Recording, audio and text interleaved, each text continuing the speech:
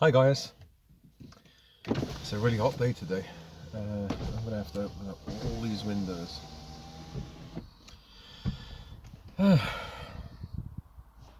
So you can join me on my trip to Morrison's. No, this is not the usual Morrison's. I'm in another town, and I'm going to see my friend. I just wanted to say thank you guys for all your support. You know, everything you've done for me. And when I say, what have they done for you? Well, you know, I've probably, how do you say?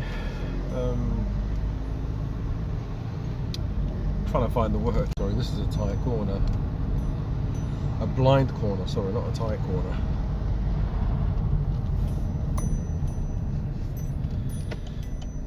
So I suppose what I wanted to say is I've revealed to you, I've exposed myself for the you know, my weakest side, my most vulnerable side, as it were. Not as it were, it's a fact. I've created videos when I've been at my worst. Well, maybe worst is not the right word, but when I've been at my most vulnerable, and I don't know what you call it, authentic, vulnerable, or whatever, raw, and yeah, some people say even cringy. It depends, you know, when these videos or a particular video catches you, you know. So you might be in a place where you understand that vulnerability, you understand that depression, the sadness, bereavement, loss, going through divorce, anxiety, stress, or you may be okay, you know, and you may find it cringy. You might think, why is this person talking about this stuff? So, as I say, it takes all sorts. So, but I think, you know, by the judging by the titles, you'll be drawn into certain videos. If I'm talking about depression, and in the past I complained about my wife, it would draw a certain type of viewer, certain eyeballs. So it's not as if, you know, somebody comes to watch a video and they do expect certain content, and so sometimes they know what the content's going to be, but they're triggered, and so they have to leave a remark, they have to troll, they have to, because they're offended. So anyway, but most times people understand what the content is about, and they will say, oh, okay, that's an interesting video, or I disagree, or oh yeah, it's great stuff. No, and might give, you know, their input, a personal story even, and that's all really interesting. And I like it when people actually talk to each other. You know, you don't have to talk to me. You know, and that's quite nice. It's called a community, I think. So now this brings me to the reason why I've created this video. When I made the video that I wanted to stop YouTube, and it was my final video, it's a bit complicated, you know, trying to explain, because there are some legal matters, there are things that I can't talk about, and so it seems quite vague, like there's a sorry. Wow, I didn't see that.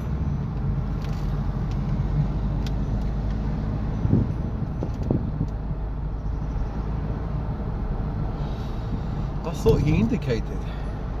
Well, anyway, I think I'll take this turn in here. Luckily, I'm a good driver. I can spot things. I've got eyes deep in the recesses of my arsehole. Sorry, I better cut that out. Deep in the recesses of my behind.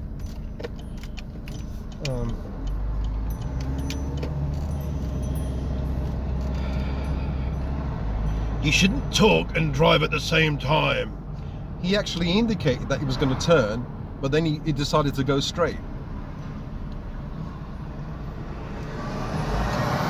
The truck is too slow, so I'll take this turn in.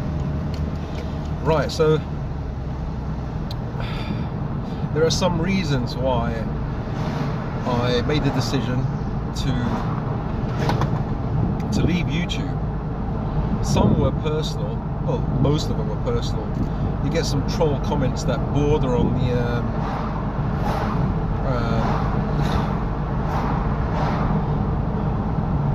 some actually, I get comments, I get emails as well, you know, and they push you to self-delete. I don't know what other way to say this, but they actually say, why don't you go and do this, you know? And like, I've had some, like, you know, going back on some videos when I'm talking about that, I felt like self-deletion after my dad passed away. And you get videos, so you get messages, like that video was about a year ago or whatever, 2 years ago. And, you know, you get messages from trolls who are upset that I'd said, maybe I made the video or joke about something and they get triggered, you know. And it's not just woke people, it's those normal people as well, you know, because everyone's got an ego, and so they get triggered and they have to abuse you. They have to go on your channel, they have to bypass the comment section and abuse you. And there's only so much you can take. So one guy was going on, guy, girl, I don't know who they are, because they're all anonymous, you know, they're all cowards. They're parasites because they have nothing of their own. They don't have a channel of their own, so you can't have a conversation or an argument with them, you know, or even just a normal conversation, you know, why do you hate me, you know, maybe we can talk about this. No, they're like snipers, they shoot from far away, you can't see them, you feel the pain, and they run away. So they're cowards, they're absolute cowards, and they're parasites because they live off you. They have nothing else. So, and you know, they enjoy hurting people, but they're absolute cowards because they wouldn't stand in front of you and say anything, forget about half the things, anything to harm another person, because they're cowards, because they can do it online where they can't be caught, but they can be caught. And that's the problem, you know. There was a guy once, he was saying, well, I don't like all this cancelling stuff, you know, and not allowing people to speak. There's a future troll there, because he doesn't like the fact that I or somebody how do you say, moderated the content. So I don't know, someone laughs and says, look, you're fat or whatever. There are certain people would be triggered by that. I'm not triggered. I know I'm fat. I know I have to lose weight, and that's okay. But when they start talking about your mum and stuff like that, nah, that's it. that's where I have to like moderate, and you know, that's a blatant disrespectful comment. But you see, if you're walking on the street and some people are talking about something, you're not going to get some book saying your mum, because you know that they're going to get knocked out or something's going to happen to them. You talk to any man and you talk to them about their mother or their children, you know, it's not going to happen. But because the internet is somewhat anonymous, they can do what they want, you know. And that's just horrible, you know, in the heart and the minds of certain people. I think they must realize what they're doing to people when they say bad stuff, you know, when they disagree with you. There's a way to disagree. You can disagree, as the saying goes, without being disagreeable. you can say, well, I don't believe in what you're saying, you know, I completely disagree, but I respect your, you know, I respect your the fact that you have an opinion and you can express that opinion, but I totally disagree. They don't say things like that. They give reasons why you're wrong. So then you go back and forth and you say, well, this is the reason why I think I'm right. Let's just agree to disagree. No, they have to be right. And then they have to, not only they have to be right, and they have to then say some stupid comment and offend you. And that's when, you know, in the past I've let things slide, you know, as they say, let things go, let things go. Now, as soon as I get I can tell the trolls who are going to be who are going to get worse and worse and worse. I just ban them immediately. And so people say, why do you ban so many? Because I've had so many trolls, and you can only take so much. They end up like, your life becomes a stress. YouTube becomes so stressful that, you know, I don't even want to look at the comment section. There are times that I don't want to look at the comment section anymore. It's just so exhausting. You know, just looking at the comment section is exhausting, and you feel like you don't want to do it anymore. You know, would you like to walk down a street where you get people shouting at you saying, "Oh, idiot!" You know, you wouldn't do it. So it goes against your human instinct. You don't want to go to a place where people keep saying bad things about you, disagreeing, and if that's not bad enough, but trolling you, saying stuff like, yeah. So one guy, yeah, going back to what I was saying before. So one guy, when I was talking about self-deletion, he saw the video and then he sent me an email because he couldn't do it in the comment section. And he said, like, if you're going to do it, don't go do it properly. So he said something like, don't go across the road, go down the street, or something like that. So basically he was telling me to do it properly if I'm going to end it. You get evil people that are really evil, really evil. And that's just evil. I mean, recently I got a comment saying, we're all just waiting for you to drive into a lamppost and end it all. That's what we're waiting for. And then he said something about, what's this guy's copium? I had to look it up. It's a cross between coping, and opium, you know, the drug. It basically means that you can't cope, and you're trying to cope, and you're lying, you know. Copium. So I think it was the same person who says, what's this guy's copium about Jesus? So I answered back, why do I have to have one? I don't understand. You know, all these sarcastic remarks. I think it was him that was talking about, this is copium. Like when I said, I was talking about the trolls and stuff. I just banned them immediately. They're not going to say anything constructive. They're just going to say something sarcastic, and you know it's going to end badly, so you might as well just ban them immediately. And I will ban all of them immediately as soon as I see some snide or clever remark, or this is your copium.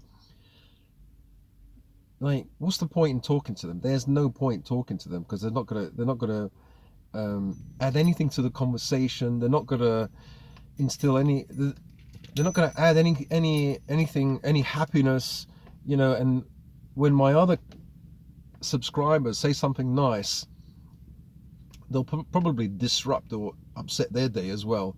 So I try to, when I do go onto the on the comment section, as soon as I see someone like that, I just delete them. But they're professional trolls, so what they do is they have lots of accounts. So if you delete one account, they'll come up with another account, and you see the way they talk, it's the same person. Or you can see that they just created that account the same day, or like 2 or 3 days ago. Yeah, well, anyway, I've had a lot recently, a lot of these trolls, and I made the mistake of actually engaging them. There was one Christian one. Oh my goodness. First he said, oh, you should follow the Lord, Jesus Christ. That's where I found my redemption or whatever it is. But then some people were saying, I don't know, disagreed with him. And then he said, basically he was saying things like, I'm going to go to hell and be damned or whatever. You know, and talking about the horrible death that I'm going to have, and that I was Satan. I was either influenced by Satan or am Satan himself. And what else? He said something like, yeah, he didn't like the fact that people were defending me. And the thing is, he probably didn't like the fact that they were using the Bible to defend me.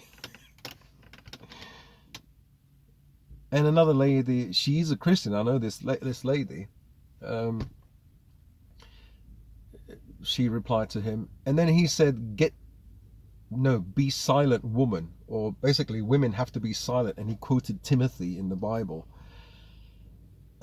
And the thing is, like, she didn't even reply to him, not like, and he was going on about woke women and stuff like that, and I don't understand. Like, she was saying that she was from Satan or something like that.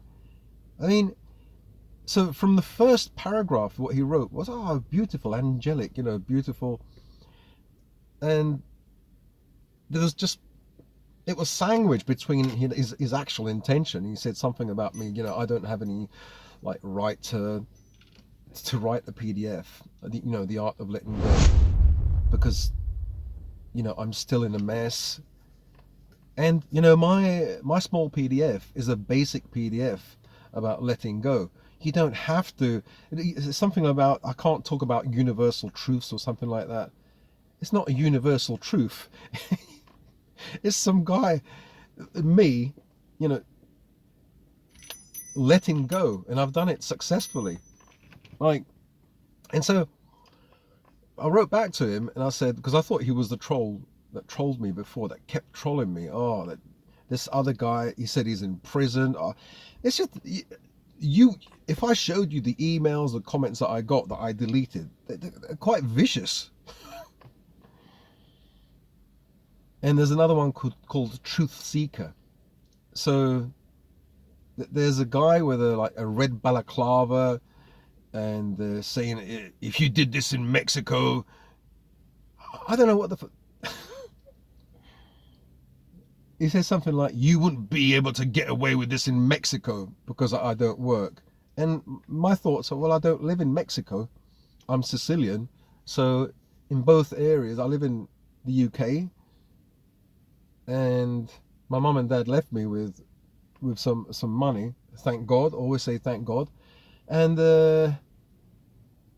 or I can go to Sicily, where you know, I can speak Sicilian. I have family there. So I don't understand, you know, I don't live in Mexico. What was his point? Trying to be a hard man, trying to be some, like, I don't know if they really are in gangs or whatever, just came out of prison. What are you telling me this for? Okay, you came out of prison, you're in a gang or whatever. Okay, cool. I'm not saying anything wrong about you or whatever. He has to come onto my channel and give me so much grief, send me emails, and basically they're all liars. They hide behind these personas, these avatars. And I think this person is the same person as another person called Truth Seeker. So he doubles up as this religious guy and sends all this religious stuff, and then he's like some gang leader or whatever, sending all this other stuff. It's basically the same person. So I banned both of them, and he made a mistake. He actually, in one of his avatars, I checked his channel, it said, because I kept banning him, he mixed the two up. So it said Truth Seeker, but then it had the red balaclava avatar, so he messed up. Yeah, so some of them, that one was a kind of like a stalking troll, continuously, like, banned him, he came again, banned, came again. I think about 6 or 7 times. So yeah, I made like when that happens, you have to start taking them seriously. Especially they say, you know, I'm a felon. I've been in jail. You have to take people seriously, and you have to start to create a case, not a case, but you have to have some proof. So then you go to the police, you go to YouTube, and if anything happens to you or your family, God forbid, you have something on your computer, you know, that you were kind of worried about. A lot has been going on, and so there's a lot of things I can't talk about. With the channel, there's still a lot of things that I can't talk about. So what I'll do is I'll talk about things that are more positive. You know, I might complain or every once in a while, but I'm thinking about still continuing because a lot of you have said, you know, why don't you reconsider? Please don't go. And I'm just thinking about it. I don't know. I don't know what to do because the stress has been so much. I've got a bloody ulcer with these trolls. It's not like you ignore them and they go away. I actually actively ban them, continuously ban them. And some, as I said, they send you emails, they threaten you. Some say that you should end your life. You know, some people say, well, go to the police. You can't, you're going to go to the police for every, if I went to the police for every comment that says you should self-delete or you should be careful, you know, be careful when you go out and stuff like that, I'd have about 5 or 6 cases with the police, and that's stressful. It's so stressful. I just delete them and ban them. But this one case, I had to start to log comments, emails, you know, and then the fact that I banned them, and then they came up with another like 6 or 7 different channels, always focusing on me, saying the same stuff, and at the very least that's abuse and harassment. But when they start talking about, if they start talking about my family, that's it. The police is involved, and they'll find via YouTube, they'll find the IP address and they'll lock them up. They'll put them into serious trouble, and I don't want to do that. Even to a troll, I wouldn't want to do that because I don't want to put stress on another human being, even if they stress me. But there are limits. There are certain points that you don't say these things, even as a joke. Even if you get 12, 13-year-olds saying, yeah, you know, saying something really bad, like they might think it's a joke, but you don't know who's out there. You don't know, as I said, the internet is anonymous. You don't know who's out there. It could be some real nutter. So, having said all that, there are also some videos in the past that have caused people that I know, who have known myself and my family, some distress. Apparently, like videos where my dad was ill or he had dementia and stuff like that, seems to have caused distress to some people, and they say it was actually disgusting. And even another person said it's disgraceful, but I don't understand what is disgusting or disgrace. 2 people, no, 3 people. One says it's disgusting, another person said it's disgraceful, and another person said it's disrespectful or something. To show my dad in a weak situation, I went to see him at the care home, and yeah, sometimes his hair was all messed up because I showed his hair was messed up because they were supposed to cut his hair and they didn't cut his hair for about 2 or 3 weeks. I showed him weak, and the people in the past, they knew him when he was strong, but that's what I had to go through on a day-to-day basis. And for me, that's still my dad. I don't care if he's weak, if he's strong, that's my dad. And in that moment, that was my dad. It doesn't matter if he's weak, he's still my dad. And I know that even some relatives used to come, like, towards the end, not towards the end, but I think a year before he passed away, or 6 months or whatever. And so my dad was sitting down, and he couldn't talk properly, and you can see them.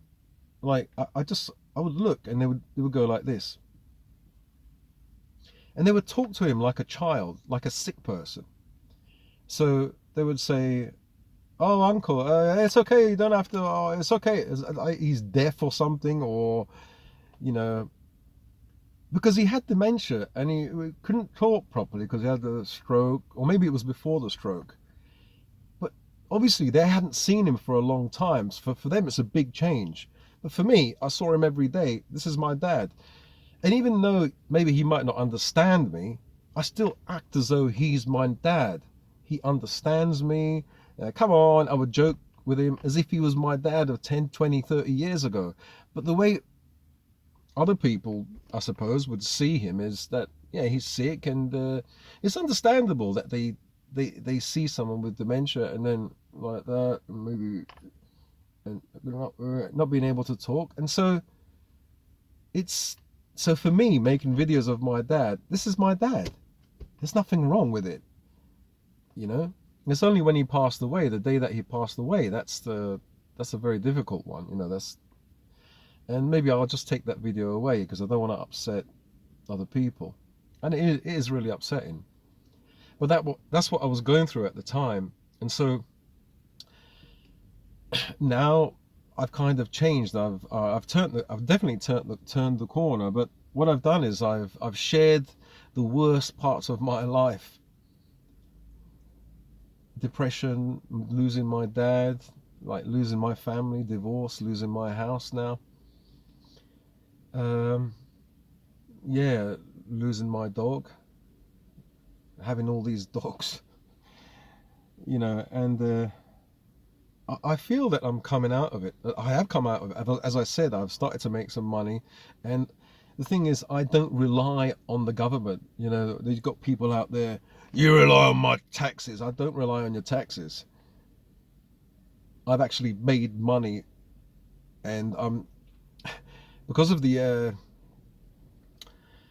ADHD, I actually forgot the appointment, the universal credit appointment, because they changed everything, and I'm supposed to go in. I said I've got some ADHD, social anxiety, so I might find it difficult to come to the appointment. They said come on Monday. So they're not social workers, they just have to like review your case or whatever they have to do. And so I missed, not on purpose, but I missed the appointment, and so I haven't had any money for 2 months. How do you live? Well, I live. I'm not going to give food to trolls, so they can you know, they can use that information. I'm not going to give them enough rope to hang me, if you know what I mean. So as you can see, I'm happy. I'm not skint. I'm not rich, but rich is here, isn't it? You know, your idea of abundance. I feel absolutely abundant. I've said that before, and I'll say it now. Some days I don't feel that good, but some days I feel absolutely abundant, like today. Look at the sun. There's a blue sky in the UK, absolutely blue. And you know, this is fantastic because you have to make an appointment with the sun in the UK. And it's absolutely beautiful. What more could you want? I'm just happy with the simple things in life. A sunny day, a nice car. The fact that I've got a nice car and it's nice and warm in the car. Anyway, my friend's waiting for me. I better go. So, you know, people have said reconsider. You see, I can't explain to you everything because it's going to get me in trouble. Because as I said in the last video, there are certain spies. There are people watching my content that will make life difficult for me, or can make life very difficult for me. So I have to tippy toe and change my content. So I suppose this is a let me explain video. I don't know if I've explained myself properly, but also there's a fact. You know, I've I've spoken to a financial advisor and somebody who advises on YouTube, you know, with because when I got in contact with YouTube, saying what was happening with the troll, then I actually got in contact with some people that can help you develop your YouTube channel. And I was saying, you know, I'm suffering from burnout from these trolls, and creating content as well is tough when you have to, you know, focus on comments and then think about the next video. And because YouTube also haven't paid me since when was it? Since January. No AdSense. I wouldn't get much anyway. I would get maybe £100. Well, it's gone down to about £17 a month because of a tax issue.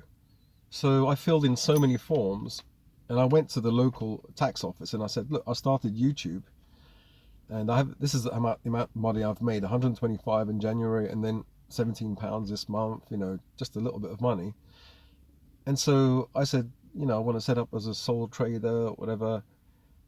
And they sent me some forms, so I have to fill in. So I'll send these back to YouTube, but I have to rely on other means to make money.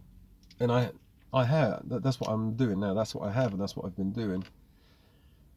But you know, these people who advised me, they said, well, if you want to continue your channel, you have to think about your mental health first of all, and you know, your expenses at home. Once you have, because I said hopefully I'm going to have a small house with the dogs soon, and that's still in the process.